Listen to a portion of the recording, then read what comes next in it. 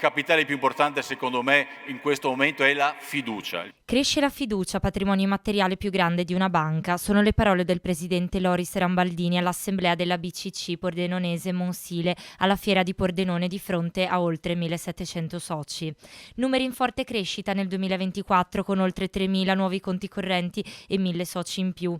A guidare la crescita soprattutto donne e giovani under 35 che rappresentano il 42% dei nuovi ingressi.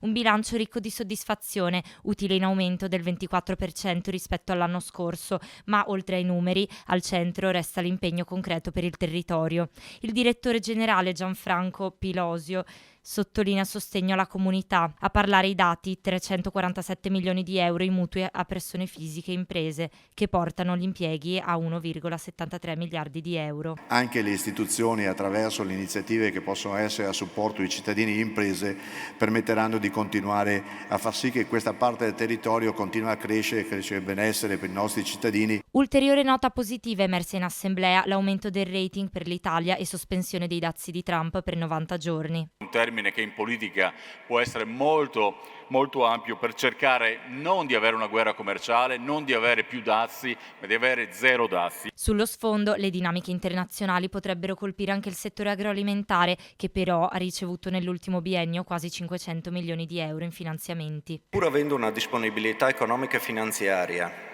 decisamente fuori scala, coloro i quali intendono utilizzarla a favore del tessuto economico regionale per il 70% vengono dal mondo delle banche di credito cooperativo.